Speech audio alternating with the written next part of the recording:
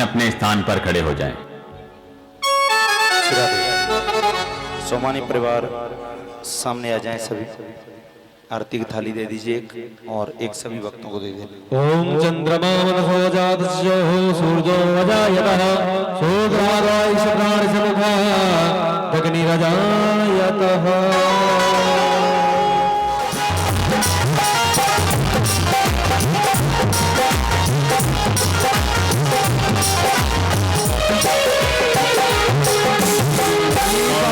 बिहारी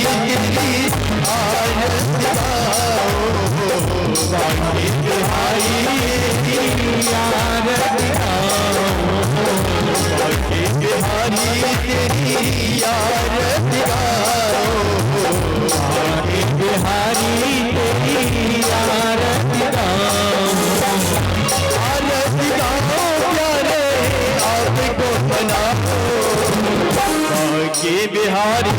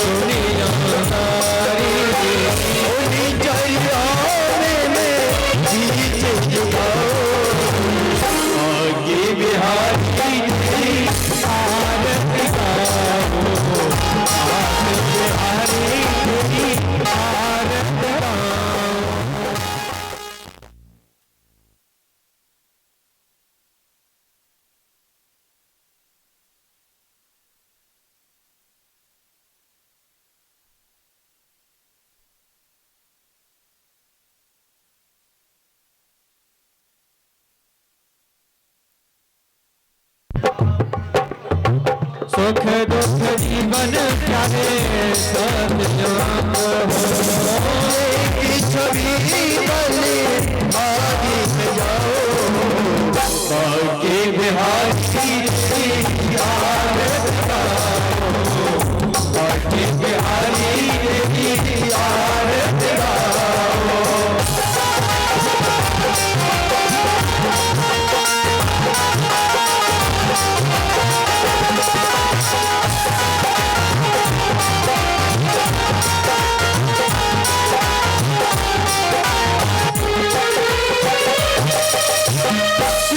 हरिदास के प्यारे तुम हो श्री हरिदास के प्यारे तुम हो मेरे मोहन जीवन धन हो मेरे मोहन जीवन धन हो बल छवि का में बड़ी जग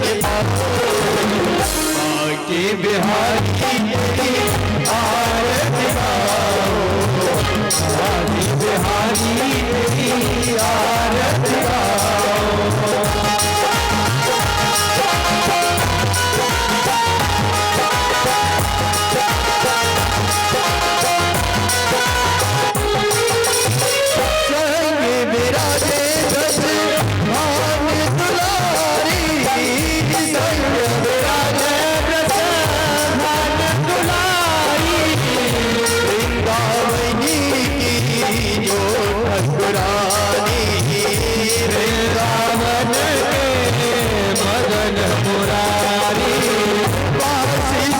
में वृंदावन पाओ आगे बिहारी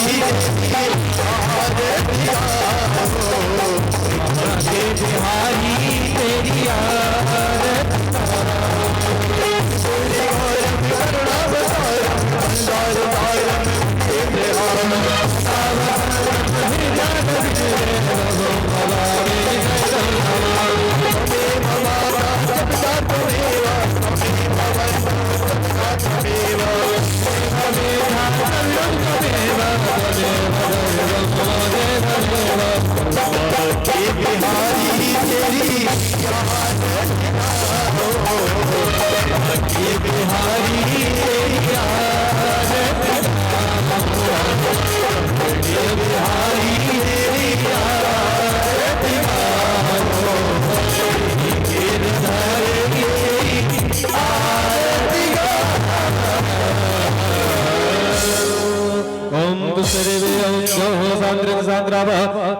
तेरी शांति वनस्पति शांति ब्रह्म शांति सर्वगुण शांति सामा शांति यतो यतः समे हसे ततो अभयं कुरुसन्ना प्रजाभ्यो सुशांतिर्भवतु हरि ओम। सभी के हाथ में पुष्प दे दें। हरि ओम सस्यनमय जन्तदेवा स्थानि धर्माणि प्रथमान्यासन्ना ते हनाकं महिमानः सचन्द्रियद्रपूर्वे सद्यः सन्ति देवा। हरि ओम राजाधिराजाय प्रसय्यसायिने नमो वयं वैष्णवाय कुर्महे समे कामान् कामकामाय मह्यं कामेश्वरो वैष्णवो दधातु कुबेराय वैष्णवार महाराजाय नमः। हरि ओम एकदन्ताय विद्महे वक्रतुण्डाय च धीमहि तन्नो दन्ते प्रचोदयात्। हरि ओम नन्दनन्दनाय विद्महे यशोदानन्दनाय च धीमहि तन्नो श्रीकृष्ण प्रचोदयात्। हरि ओम महालक्ष्मी च विद्महे विष्णुपत्नी च धीमहि तन्नो श्रीलक्ष्मी प्रचोदयात्। हरि ओम अंजनीसुताय विद्महे वायुपुत्राय च धीमहि तन्नो हनुमत प्रचोदयात्। हरि ओम तदपूर्वाय विद्महे महादेवाय धीमहि तन्नो श्रीशिवः प्रचोदयात्।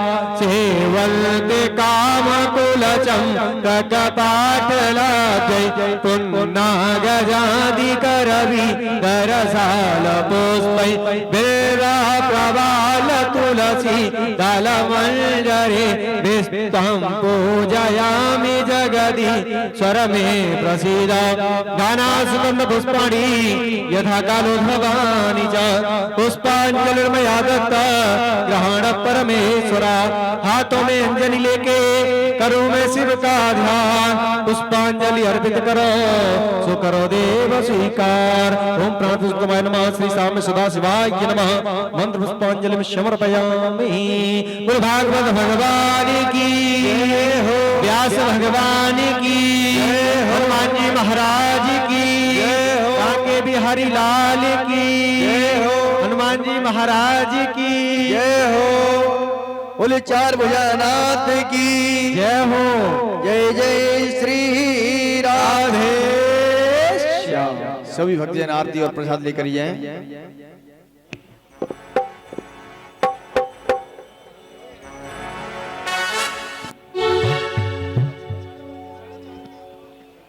और आप सभी को सूचित किया जाता है कि कल कथा का समय 12:30 बजे से जो टाइम है एक्चुअल टाइम 12:30 बजे जो कि फिक्स टाइम से आए और भागवत कथा रूपी अमृत का रसानवाद करके अपने जीवन को धन्य बनाएं। और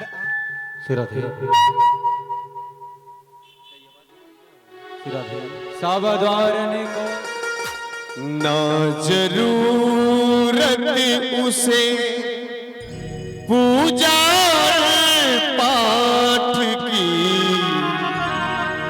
जिसने सेवा की अपने माँ बाप की, रहता भगवान उसके सदा साथ है, रहता भगवान उसके सदा साथ है, जिसने सेवा की अपने माँ बाप की, ना जरूरत उसे पूजा और पाठ की, जिसने सेवा करी अपने माँ बाप की, ना जरूरत उसे पूजा पाठ की, जिसने सेवा की अपने माँ बाप की।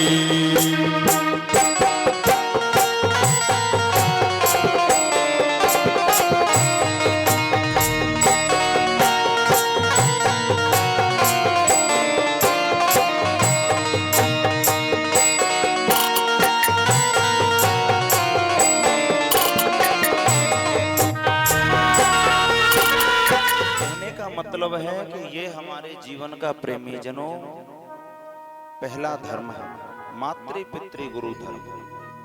इसका पालन करें। जीविते वाक्य करणात् मृताः भूरि भोजनात् गयायाम पिंडदानश्च त्रिभी पुत्रस्य पुत्रता। जीविते वाक्य करणात्, जब तक माता पिता जीवित हैं उनके वाक्यों का पालन करें। मृताः भूरि भोजनात्, मरने के बाद में और जो ब्राह्मण भोज इत्यादि श्राद्ध कर्म इत्यादि हैं उनको करें।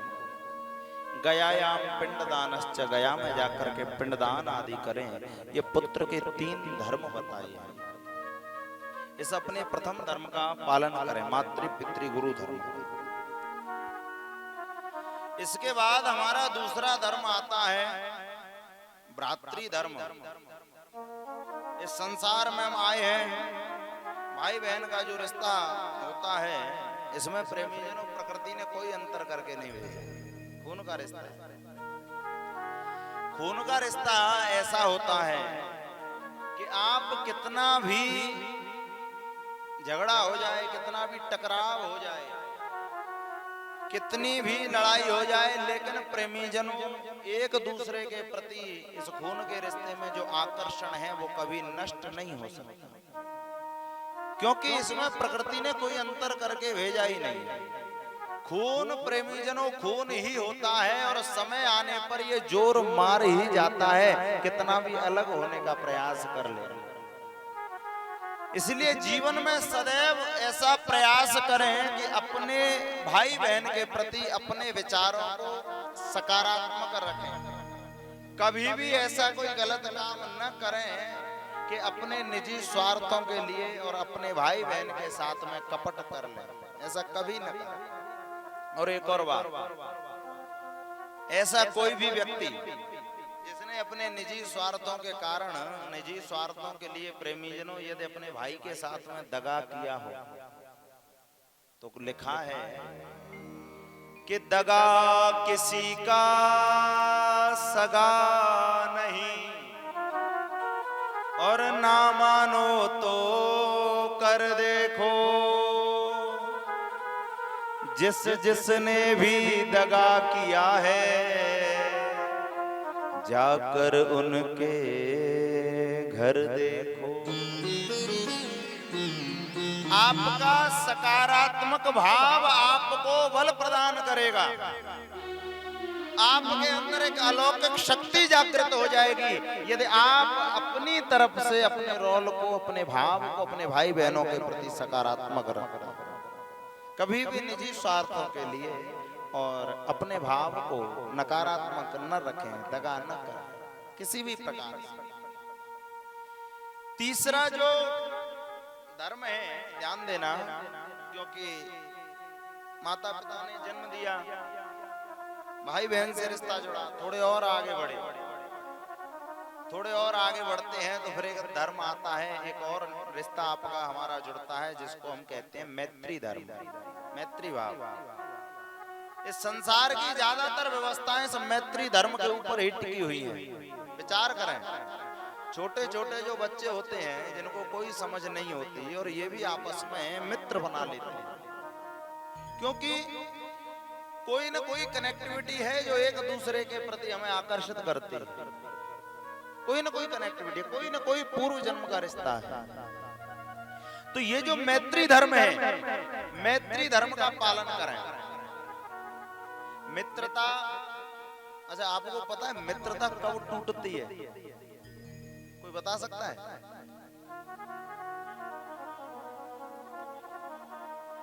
मित्रता कब टूटती है?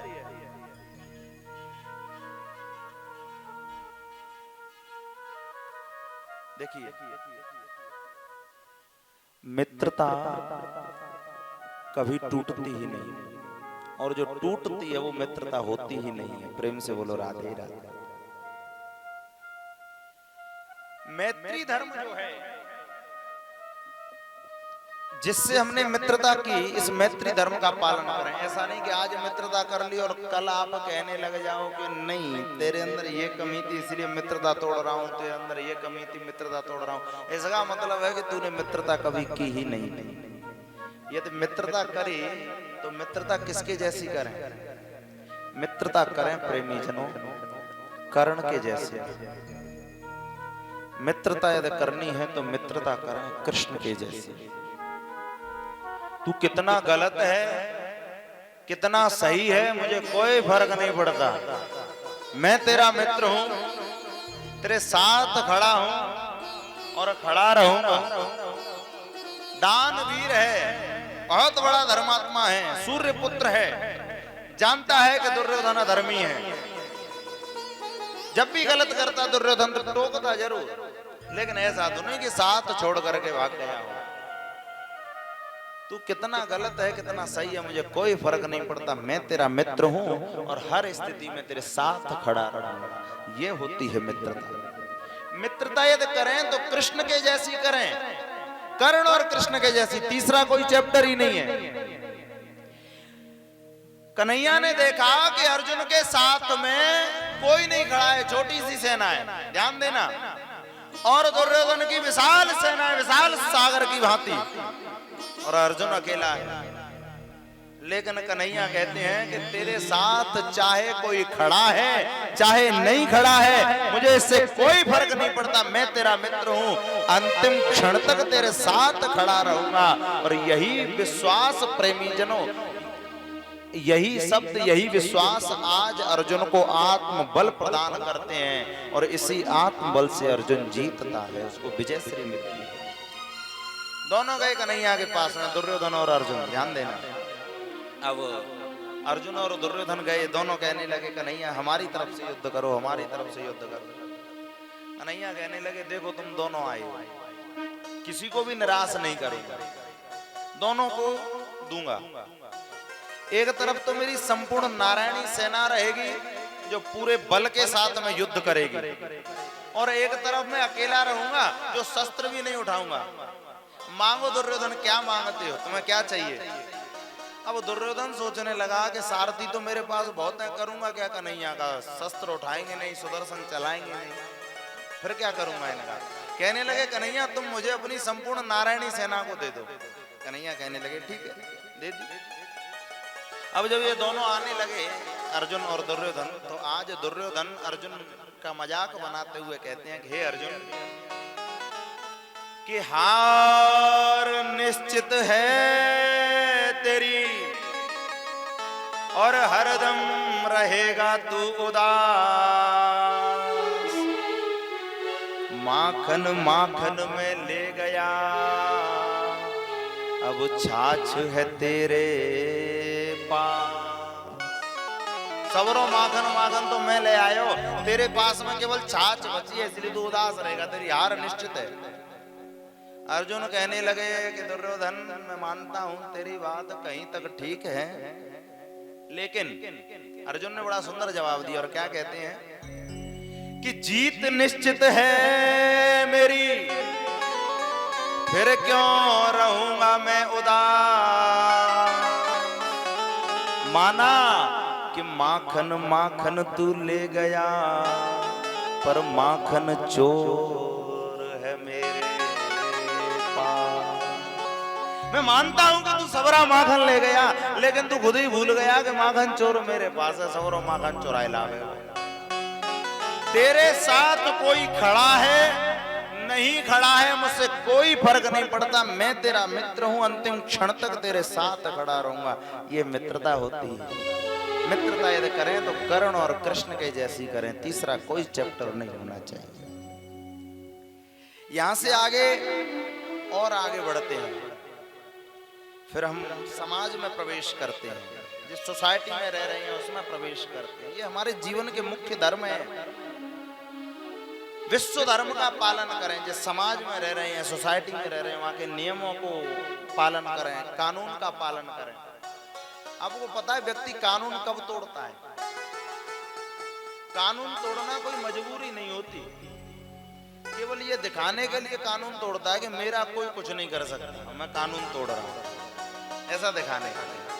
जहां रह रहे हैं, जिस सोसाइटी में रह रहे हैं, जिस समाज में रह रहे हैं, वहां के कानून का, नियमों का पालन करें, विश्व धर्म का पालन करें। इसके बाद थोड़ा और आगे बढ़ते हैं प्रेमी जनों, तो यहां से आगे फिर आता है स्वधर्म। कहीं हम समाज के धर्मों का पालन करने के चक्कर में ये न भूल जाएं कि हमारा अपने लिए भी कोई धर्म है। ये हमें जो शरीर मिला है, शरीर के प्रति हमारा धर्म है। आत्म कल्याण भी हमें करना है, क्योंकि आत्मा का वास्तविक संबंधी केवल परमात्मा होता है। इसका भी कुछ धर्म है, इसका भी पालन करें। ये जो शरीर है, जीवन है, ध्यान दें क्या है ये शरीर प्रेमी जनों एक पंचायती धर्मशाला के समान है। जैसे आपने देखा होगा जो पंचायती धर्मशाला होती है, उसमें समाज के पंच अपना अपना अंशदान करके उस पंचायती धर्मशाला का निर्माण करते हैं। और अब किसी को कोई आपको कोई काम है, आप किसी शहर में गए किसी काम हेतु और धर्मशाला में ठहरे, कार्य पूरा हुआ, धर्मशाला की व्यवस्था, चाबी किसके हाथ में? मैनेजर के हाथ में। कार्य पूरा हुआ, वो चाबी ली, मैनेजर के हाथ में सौंपी और फिर चले आओ। ये धर्मशाला में रहने का तरीका। अब आप धर्मशाला पर कब्जा करने का यदि प्रयास करेंगे, धर्मशाला पर अपना अधिकार जताने का प्रयास करेंगे, तो प्रेमी जनों धक्के मार करके बाहर निकाल दिए जाओगे, ज्यादा लंबे समय तक रहने नहीं दिया जाएगा। प्रेम से बोलो राधे राधे। इसी प्रकार ये शरीर एक पंचायती धर्मशाला है, जिसको 5 तत्वों ने अपना अपना अंशदान करके निर्माण किया है। कौन कौन से 5 तत्व? ध्यान देना कि छिते जल पावक गगन समीरा, छिते जल पावक गगन समीरा, छिते जल पावक गगन समीरा, पंचरखित अधम शरीरा। छिते जल पावक गगन समीरा, पंचरखित अधम शरीरा। छिते जल पावक गगन समीरा, अग्नि, पृथ्वी, वायु, जल और आकाश, इन 5 तत्वों ने अपना अपना अंशदान करके इस पंचायती धर्मशाला का निर्माण किया है। हम और आप इसमें किराएदार की भांति रह रहे हैं। अगर हम और आप इसकी धर्मशाला की चाबी मैनेजर के हाथ में, मैनेजर कौन है? स्वयं काल। यदि हम इस पर कब्जा करने का प्रयास करेंगे, इस पर अधिकार जमाने का, अधिकार जताने का प्रयास करेंगे, तो धक्के मार करके बाहर निकाल दिए जाओगे। धर्मशाला को यदि गंदा करेंगे, तोड़ फोड़ करेंगे, तो भी बाहर निकाल दिए जाओगे। तो ये जो पंचायती धर्मशाला हमको मिली है किराए का घर की भांति, इसकी प्रेमी जनों साफ सफाई, इसकी स्वच्छता, इसके अंदर कोई उल्टी सीधी चीजें न डालें, जो मन किया उल्टा सीधा खाते जा रहे हैं, बीमारियां पनप रही हैं। फिर डॉक्टर के पास भाग रहे हैं, प्रेम से बोलो राधे राधे। इसका ध्यान रखो। अच्छा, शरीर जो होता है, ध्यान दें, जीवन पर्यंत हम इसकी सेवा में, इसकी सुख सुविधाओं में, इसको सजाने संवारने में लगाते रहते हैं, इसका बड़ा अभिमान करते हैं। ये होता भी नहीं हमारा। अगर विचार करें शरीर आपका हमारा होता, इस पर हमारा और आपका अधिकार होता, तो शरीर में रोग उत्पन्न हो जाते हैं। आपको पूछ करके धोते नहीं है, शरीर बदल जाता है, बुढ़ापा आ जाता है। कोई चाहता है बूढ़ा होना, फिर भी हो जाता है। अब शरीर पे जब तुम्हारा अधिकार है, इसके तुम मालिक हो, तो फिर तुम्हारे न चाहते हुए इसकी अवस्थाएं कैसे बदल जाती हैं। प्रेम से बोलो राधे राधे। और इसका अच्छा, सबसे बड़ी बात, ये जो मानव शरीर है प्रेमी जनों, अन्य जीवों के जो शरीर है वो काम भी आते हैं किसी न किसी। हमारा और आपका ये शरीर किसी काम भी नहीं आता है। बताया है कि हाथी के दांत के खिलौना बने भांति भांति के, और बकरी की खाल थोड़ो जल भर लाई है, गेड़ा की खाल को ओढ़े सिपाही लोग, और बाघ की खाल तपस्वी के मन भाई है। अरे मानव तू काहे को अभिमान करे, तेरी तो ये खाल काहू काम हूँ न आई है, तेरी तो ये खाल काहू। सवेरे प्राण निकलेंगे, शाम को घर वाले बोल देंगे ज्यादा देर रोकोगे तो बदबू आने लग जाएगी। जैसे घर को बनाने में तुमने जीवन निकाल दिया, जीवन पर्यंत उसको सजाते रहे, संवारते रहे कि ऐसा बनवाऊंगा, ये टाइल लगवाऊंगा, ये कलर करवाऊंगा, और जैसे ही प्रेमी जनों प्राण निकले तो उस घर में भी तुमको और ज्यादा देर नहीं रहने दिया जाएगा। कहने लगेंगे कि बाहर निकाल दो, नहीं बदबू आने लग जाएगी। प्रेम से बोलो राधे राधे।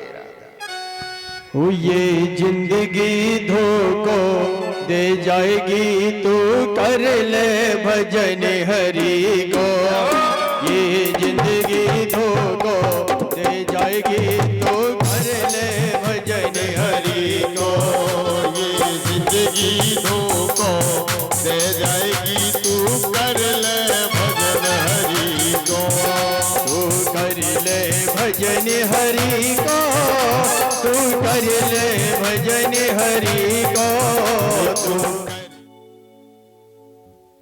आज स्वधर्म का पालन करें।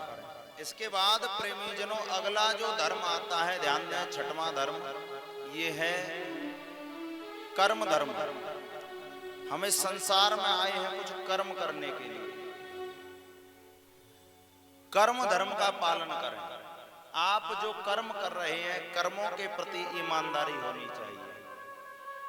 इस संसार में कर्म ऐसे करके जाएं कि आपके कर्मों के कारण, आपके कर्मों से प्रेमी जनों आपकी पहचान बने, आपके अच्छे कर्मों के कारण, और जीवन में दूसरों के जीवन में आपकी महत्ता बढ़े।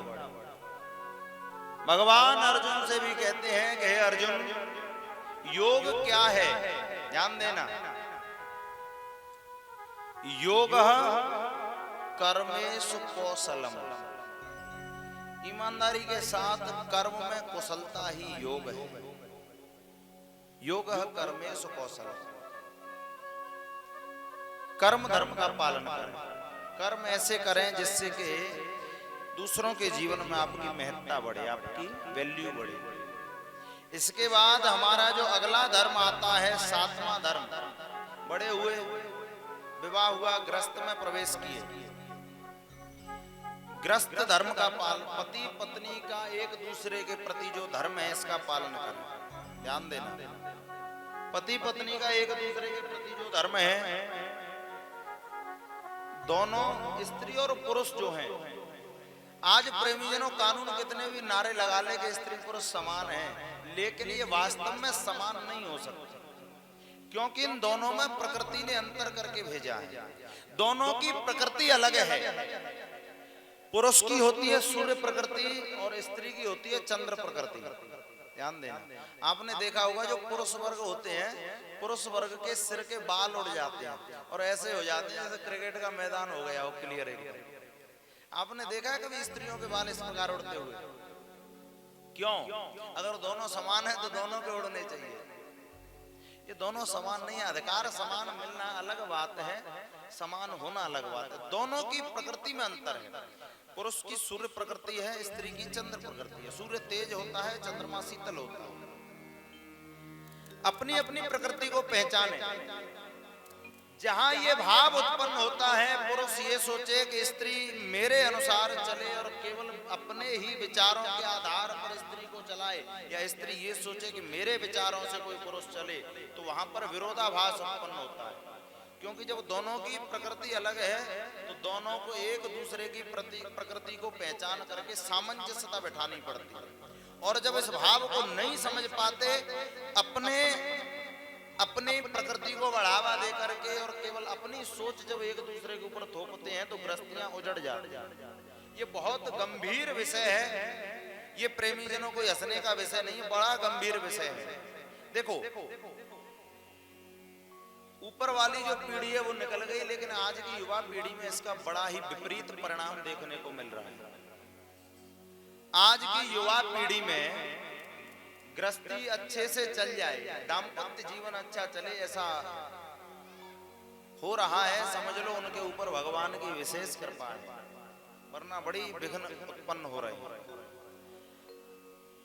कहा है कि दाम्पत्यम अनुकूलम चेत किम स्वर्गस्य प्रयोजनम। जिस घर में प्रेमी जनों पति पत्नी में आपस में अनुकूलता होती है, एक दूसरे के विचारों में अनुकूलता सामंजस्यता बिठा लेते हैं, वो घर स्वर्ग के समान हो जाता है।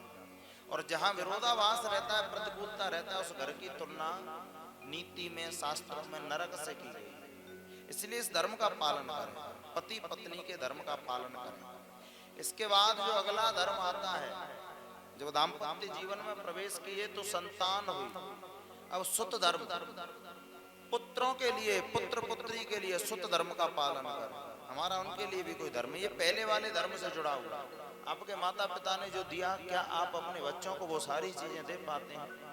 आपके माता पिता ने आपको शिक्षा दी, सुरक्षा दी, संस्कार दिए, क्या आप वो सारी चीजें अपने बच्चों को दे पाते हैं? जो माता पिता अपने बच्चों को प्रेमी जनों अच्छी शिक्षा नहीं देते, उनके लिए लिखा हुआ है कि माता शत्रु पिता वैरी, यो न बालो न पाठित, न शोभते सभा मध्य, हंस मध्य वको यथा। माता शत्रु, वो माँ अपने पुत्र की शत्रु है, वो पिता अपने पुत्र का वैरी है जो अपने पुत्र को अच्छी शिक्षा नहीं देते।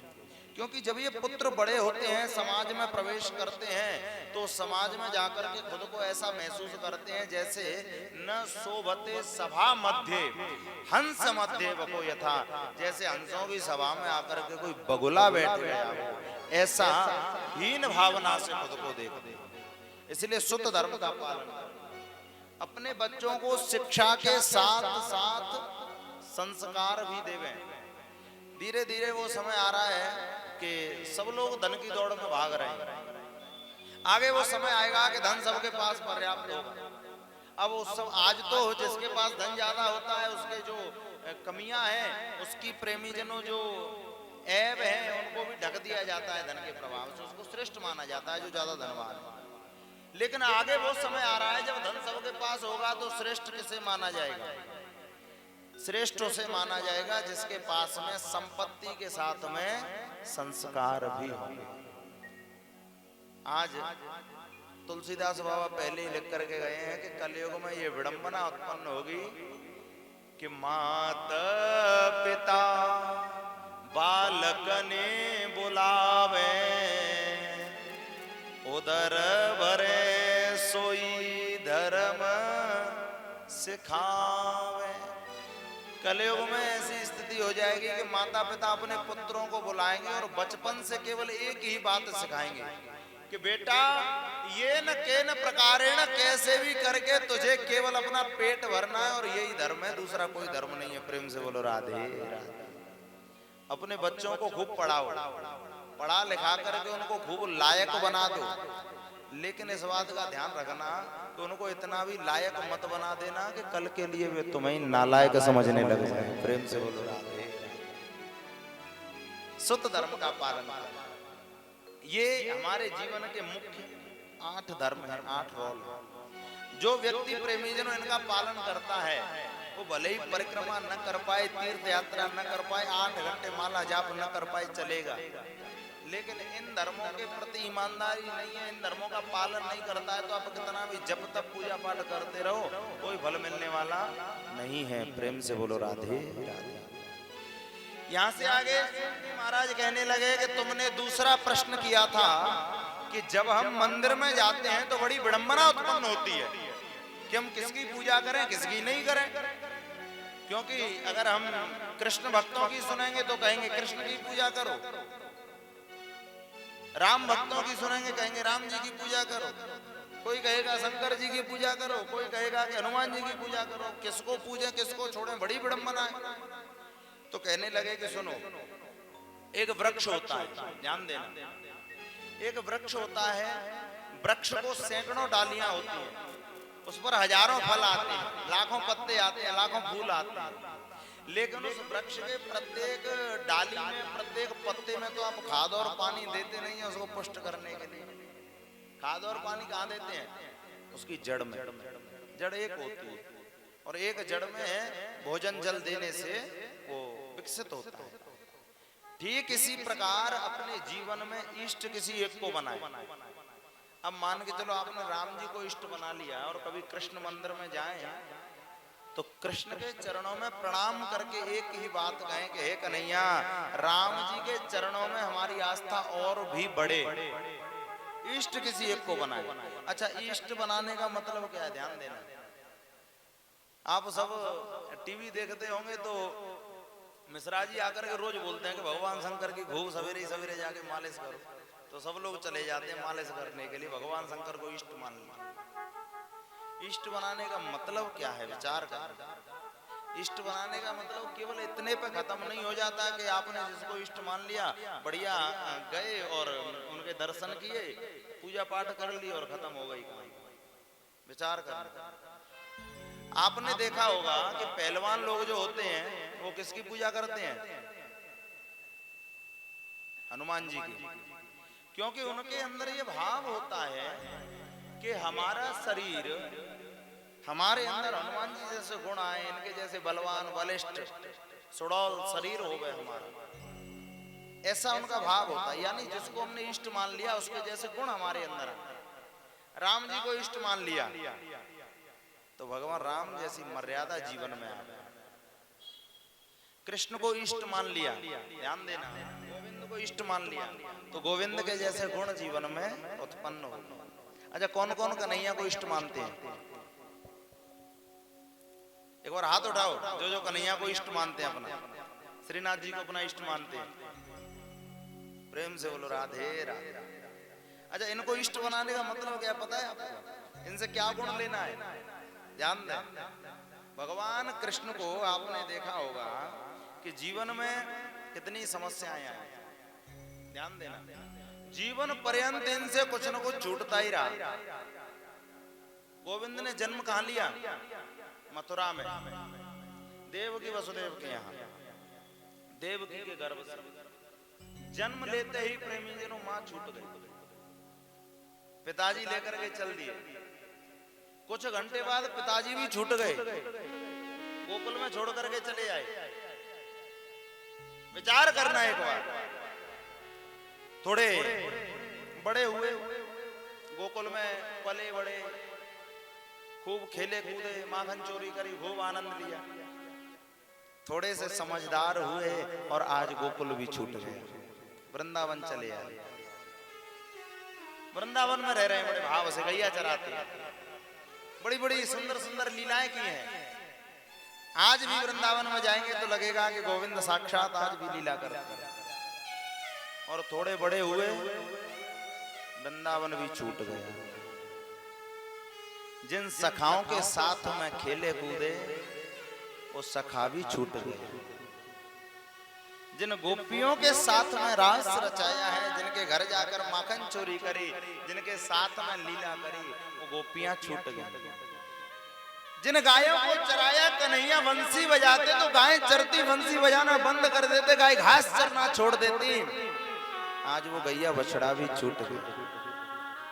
वृंदावन की कुंज गलियां छूट गई, और तो और मैया यशोदा छूट गई, नंद बाबा छूट गए, आज स्वयं राधा रानी भी छूट गई। कितना छूटा है। मथुरा पहुंचे, मथुरा भी छूट गई, द्वारका पहुंच गए। जीवन पर्यंत गोविंद से कुछ न कुछ छूटता रहा। और आप लेकिन छूटा नहीं तो क्या नहीं छूटा?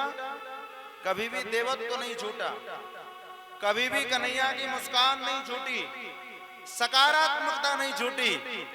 जीवन में कभी भी भगवान कृष्ण का आपको एक मंदिर, एक चित्रपट ऐसा नहीं मिलेगा जिसमें गोविंद उदास हो। और हमारे और आपके जीवन में थोड़ी सी समस्या आई, थोड़ा सा जीवन से जुड़ा हुआ कोई एक व्यक्ति रूठ जाए और हम और आप प्रेमीजनों डिप्रेशन में चले जाते हैं। कितनी बड़ी बड़ा, इसका मतलब आपका आपके इष्ट के प्रति विश्वास कमजोर है। इष्ट से आपने गुण नहीं लिए, केवल पूजा पाठ तक इष्ट को मान रखा है। नहीं छूटा तो सकारात्मकता नहीं छूटी। जीवन पर्यंत प्रसन्न रहे। और प्रेमीजनों, गोविंद के बराबर, श्री कृष्ण के बराबर खुश कैसे रहा जाता है, ये गुण गोविंद के बराबर किसी और से आप नहीं सीख सकते। अपने इष्ट को पहले जाने, उसके जैसे गुणों को धारण करें, ये होता है इष्ट बनाने का मतलब। आपने भगवान शंकर को इष्ट बनाया, ध्यान देना। अब भगवान शंकर को इष्ट बनाने का मतलब क्या है?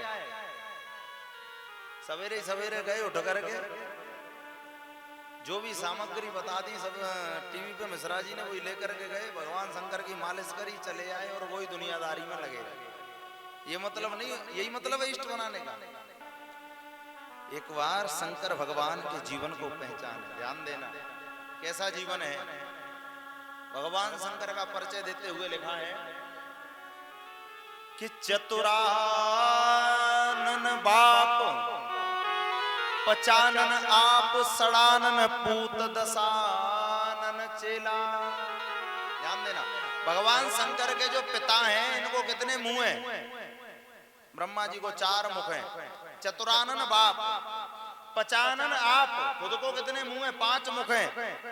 सड़ानन पूत, इनके पुत्र को 6 मुख हैं। और दसानन चेला, इनके चेला को कितने मुंह हैं? अब विचार करके देखना कि हमारे और आपके पास में एक मुंह होता है, सवेरे से शाम तक तू मैं करते रहते हैं, किसी की सुनते नहीं है, अपनी अपनी सुनाते रहते हैं, तो जीवन में क्लेश उत्पन्न होता है। और ये इतने मुंह लेकर के बैठे हैं, फिर भी कितने शांत रहते हैं, मर्यादा में रहते हैं, वाणी पर कितना कंट्रोल रहता है। ये गुण इनसे सीखने की आवश्यकता है। वाणी पर, शब्दों पर कंट्रोल होना चाहिए। अगर आपके जिह्वा पर आपका कंट्रोल नहीं है, जीभ के ऊपर कंट्रोल होना अति आवश्यक है। शब्दों पर भी और खाने पर भी। ऐसा नहीं कि जीभ जो मांगने लग जाए वही खाने लग जाएंगे। जीभ जो मांगेगी यदि उसे खाने लगेंगे तो शरीर अंदर से दुखी, और जीभ से मनचाहा जो बोलने लग जाओगे तो बाहर से दुखी। प्रेम से बोलो राधे राधे। इतने मुंह होने के बाद शांत रहते हैं। अच्छा, दूसरी बात, अगर आपके परिवार में अनुकूलता है, खूब तो धन का आगमन है, शरीर स्वस्थ है, काम करने के लिए नौकर चाकर लगे हुए हैं, सारी व्यवस्था एकदम चकाचक है, फिर आप कहोगे कि हमारे परिवार में बड़ा प्रेम है, तो ये कोई बड़ी बात नहीं है। परिस्थितियां अनुकूल हो, प्रेम परिवार में हो, कोई बड़ी बात नहीं। प्रेम का तो तब पता चलेगा जब परिस्थिति प्रतिकूल हो जाए, उल्टी हो जाए, तब पता चलेगा कि कितना प्रेम है और कितना नहीं है। कि धीरज धर्म मित्र और नारी आपत्ति काल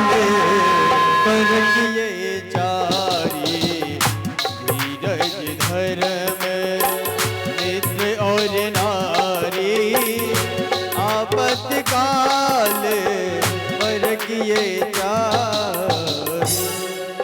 धीरज, धर्म, मित्र और नारी। आपत्ति के समय में पता चलेगा कि प्रेम कितना है। अब देखिए भोलेनाथ के परिवार में कितनी प्रतिकूलता है, ध्यान देना। भगवान शंकर की सवारी क्या है? नंदी। और इनकी पत्नी की सवारी क्या है? शेर। अब शेर और नंदी किसी एक जगह एकांत में मिल जाएं तो क्या होगा? केवल एक ही बचेगा। अच्छा, इनके गले में कौन रहते हैं? सर्प। और इनके पुत्र कार्तिकेय की सवारी क्या है? मोर और सर्प अगर एकांत में मिल गए तो क्या होगा? एक बचेगा। इनके गले में सर्प रहते हैं, इनके पुत्र गणेश की सवारी क्या है? दोनों मिलेंगे तो क्या होगा?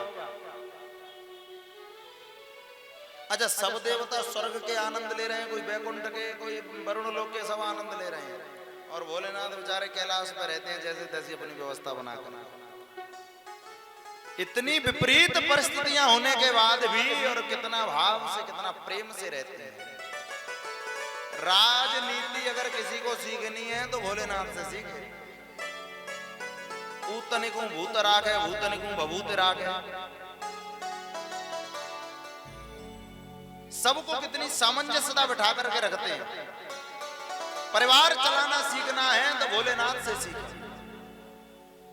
आज इतनी विपरीत परिस्थितियों में बड़े सुंदर भाव से रहते हैं, बड़े प्रेम से रहते हैं। अच्छा, अब एक और बात देखिए, सब देवता आनंद ले रहे हैं, कोई स्वर्ग का, कोई बैकुंठ का, कोई वरुण लोक का। अब समुद्र मंथन किया तो समुद्र मंथन में 14 रत्न निकले और बड़े सुंदर सुंदर रत्न निकले हैं। 13 अमृत निकला, बड़े ऐरावत निकला, कामधेनु गाय निकली। किसी ने भी भोले बाबा से पूछी नहीं कि भोले बाबा कछु चाहिए कि नहीं चाहिए। सबने आपस में ऐसे बांट लिए जैसे इनकी बपौती हो गए। प्रेम से बोलो राधे राधे। जैसे धर के भूल गए हो, ऐसे बांट लिए सभी देवताओं ने सभी रत्न। लेकिन जैसे ही जहर निकला, हलाहल विष निकला, सोई भोलेनाथ याद आ गए। हे भोले बाबा अब आई। अच्छा, विचार करना, किसी पिता को 4 पुत्र हों, 4 पुत्रों में से पिता की संपत्ति 3 पुत्रों में बांट दी जाए, 3 पुत्रों को पूर्ण अधिकार मिले, सारे सुख 3 पुत्र भोगे, चौथे पुत्र को उन सुखों से, उस संपत्ति से वंचित रखा जाए। चौथा वाला जैसे तैसे अपनी व्यवस्थाएं बना करके अपने जीवन को यापन करे। अब इस परिवार में कोई संकट का समय आएगा तो क्या वो चौथा पुत्र जिसको सुखों से वंचित रखा है वो आएगा संकट में कष्ट को झेलने के लिए? नहीं आएगा। क्योंकि जब संपत्ति से, सुखों से वंचित रखा तो आपके कष्ट में क्यों आए? वो तो आप सबने बांट लिया, कष्ट भी आप झेलोगे। भोलेनाथ को प्रेमी जनों जब इन देवताओं ने बुलाया हलाहल विष के लिए तो बिना एक क्षण का देर किए हुए तुरंत चले और विष का पान भी कर गए। हे भोलेनाथ, जीवन में परिस्थिति कितनी भी प्रतिकूल हो जाए, प्रेम भाव हमेशा ऐसे ही बना रहे और हम दूसरों के सुख के लिए, परिवार के हित के लिए बड़े से बड़े दुख रूपी विष का पान करने की हमारे अंदर सामर्थ्य होनी चाहिए। ये गुण भोले बाबा से लेने की आवश्यकता है, तब तो आपका इष्ट मानना सार्थक है। नहीं तो प्रेमी जनों, आप कितने भी भोले बाबा की मालिश करते रहो और वो ही झूठ भरे दुनियादारी में लगे हैं तो कोई फल मिलने वाला। प्रेम से बोलो राधे। आइए बड़े भाव के साथ एक भजन के माध्यम से भोलेनाथ को ध्यान करते हुए चलेंगे। बोले शंकर भगवान की जय।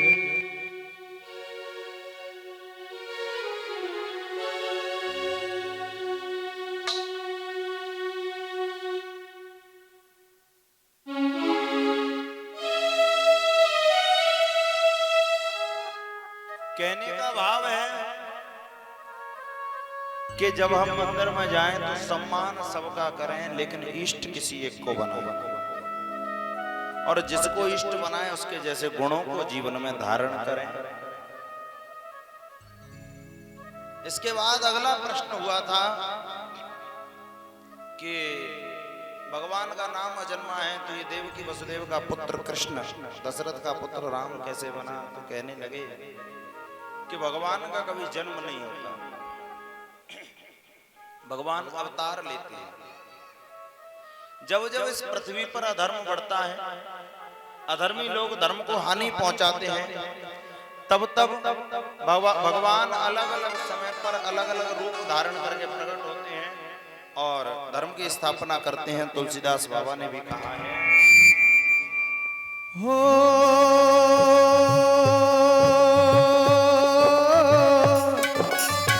जब जब होए धर्म की हानि, बाढ़े ही असुर अधमे अभिमानी। राम सिया राम जय जय राम।